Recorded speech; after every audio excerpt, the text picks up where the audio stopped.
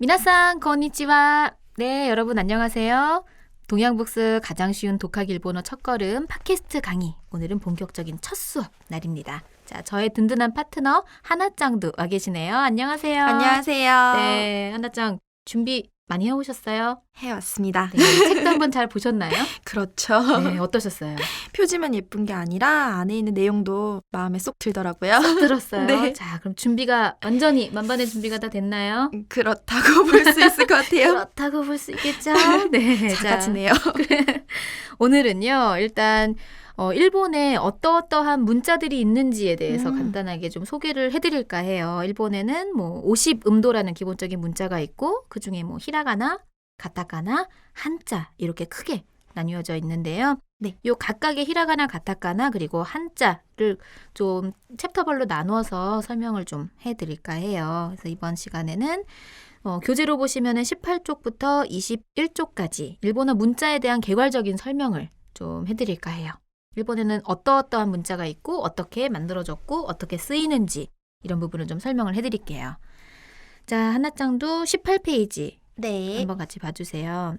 자, 여기에 히라가나, 가타카나 그리고 한자 설명이 돼 있어요. 하나짱은 히라가나는 어떻게 생긴 글자라고 그때 뭐 설명을 해주셨었죠? 네네. 이미지가. 부드럽게 생기고 네. 뭔가 이렇게 좀 동글동글 해가지고 네. 히라가나 정도는 외울 때 외워줬었거든요. 편하게, 그렇죠. 네. 자, 여기 설명도 물론 나와 있지만 보시면 한자에서 따온 글자예요. 히라가나 자체가. 근데 여기 설명에도 있지만 여성들이 주로 사용해서 여성 글자라고 했다라고 하잖아요. 어쩐지. 그렇죠. 약간 분위기가 이미지가 하나짝이 딱 맞췄어요. 약간 동글동글 이렇게 구부러지는 획도 많고 그렇게 생긴 게 히라가나, 일본에서 가장 히라가나. 기본적으로 쓰이는 문자고요. 요새 현대에는 뭐 인쇄하는 인쇄체, 필기체 모든 부분에서 가장 기본적으로 쓰이는 게 바로 이 히라가나예요. 그래서 보시면은 하나짱은 한자를 조금 아시나요? 한자 아주 조금이요. 아주 조금이요. 나중에 들킬까봐.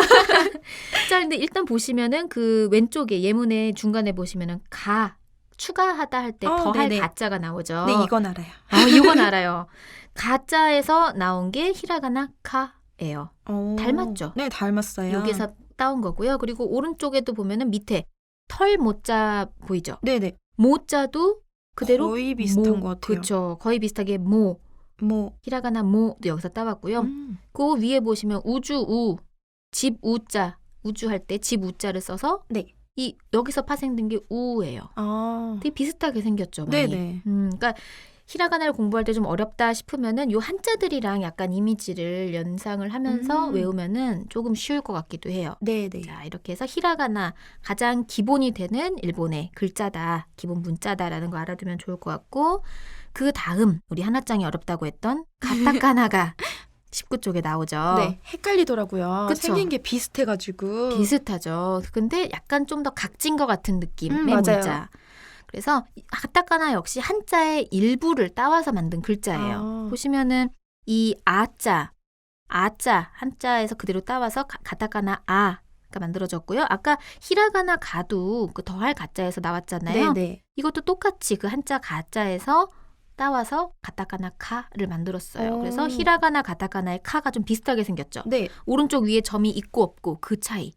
그래서 한자 일부를 사용해서 따와서 만든 글자인데 가타카나는 특징이 외래어라던가 뭐 의성어, 의태어 아니면 동식물 이름 표기라던가 아니면은 뭐 일반 문장에서도 히라가나 대신에 가타카나로 굳이 쓴 경우가 있어요. 대신해서 그거는 그 부분을 강조하기 위해서 아니면 조금 더 뭐 특색 있게 의미를 부여하기 위해서 가타카나를 쓰는 경우도 있어요.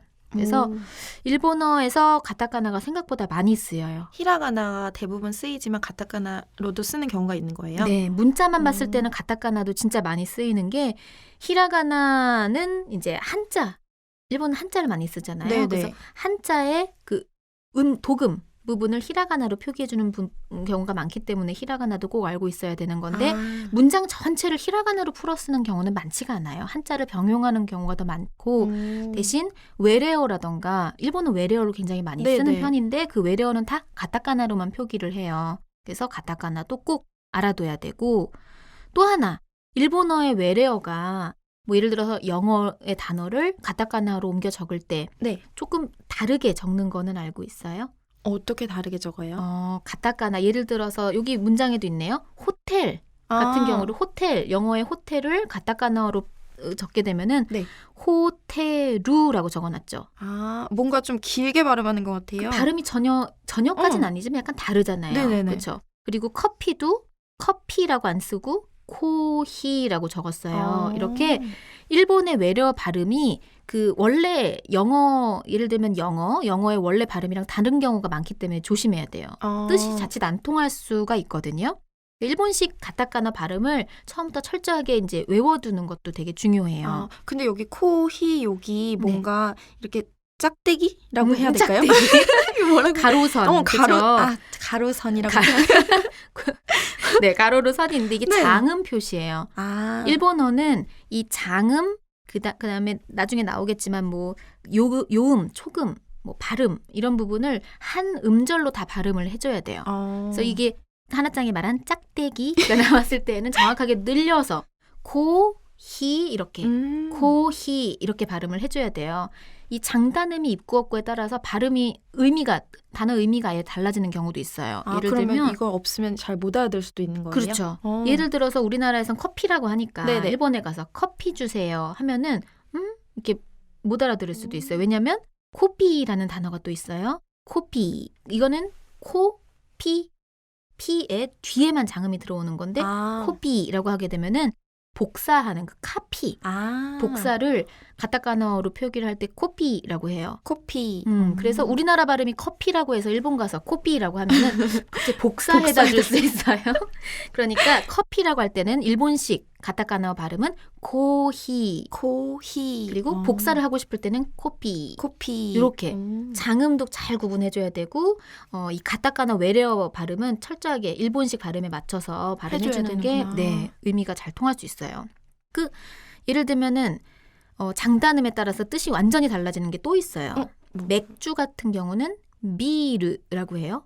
그럼 앞에서 장음이 생기는 거예요? 비하고 루 사이에 하나짱이 말한 짝대기가 들어가서 비르라고 하는데 짝대기를 빼면 비르라고 하게 되면 빌딩이란 뜻이 돼요.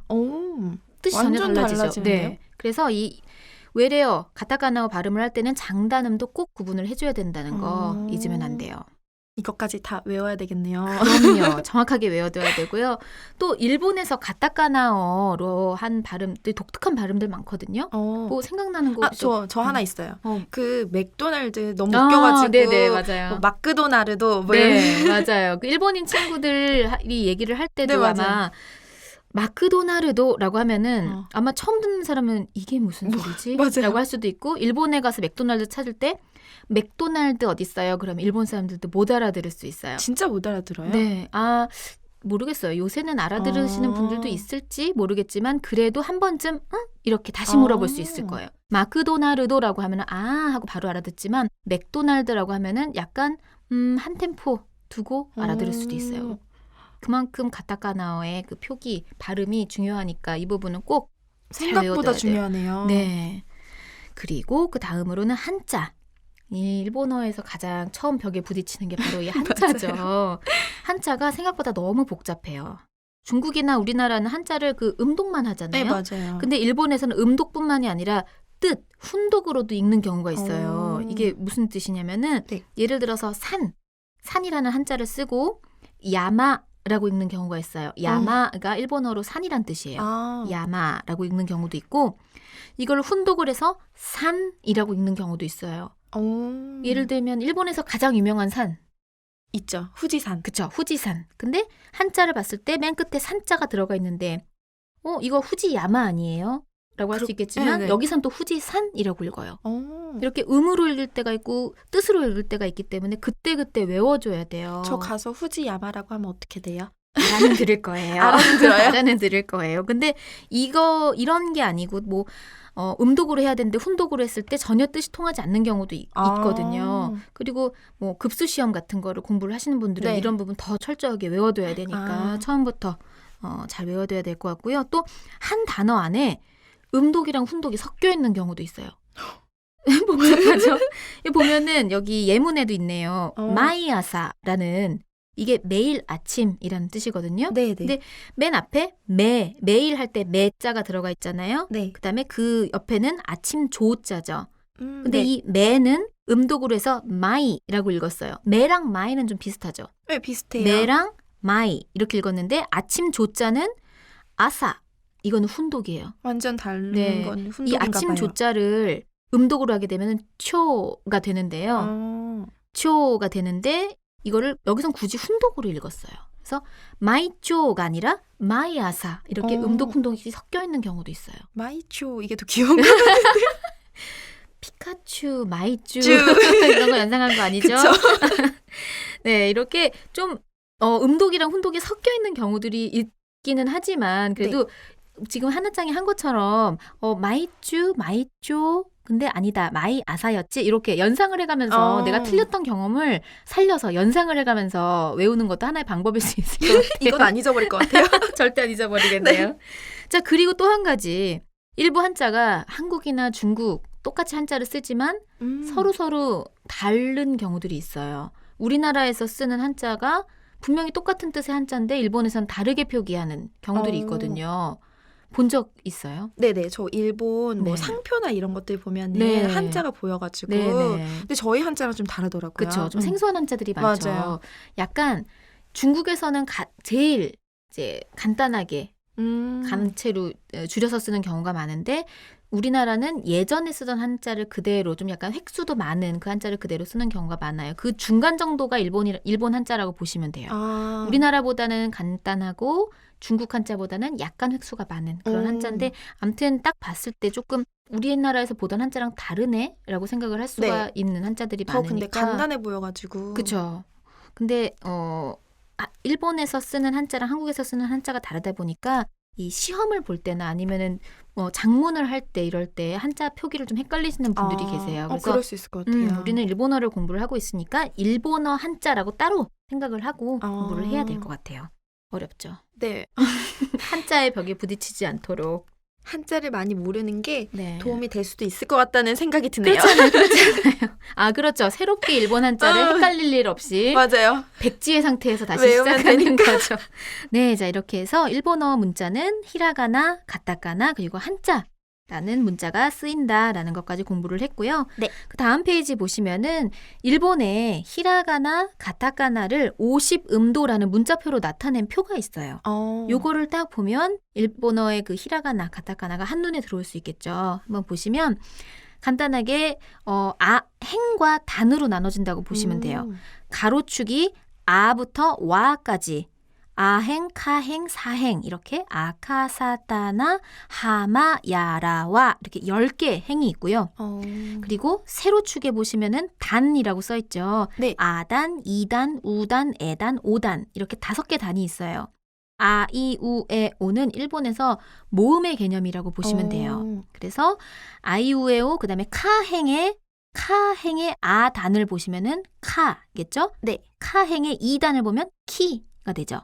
이렇게 가, 키, 쿠, 케, 그 모음만 살짝 바꿔준다고 보시면 돼요. 네. 그래서 히라가나의 50음도 이걸 가지고 다음 페이지부터 정확하게 하나씩 짚어가면서 공부해 볼 거고요. 네. 똑같이 가타카나 표기법만 다른 거예요. 가타카나 50음도가 있다는 거 네. 보시면 되고 21페이지에는 그 중에 타금, 반타금이라고 해서 타금은 카, 사, 타, 하 행에만 있어요.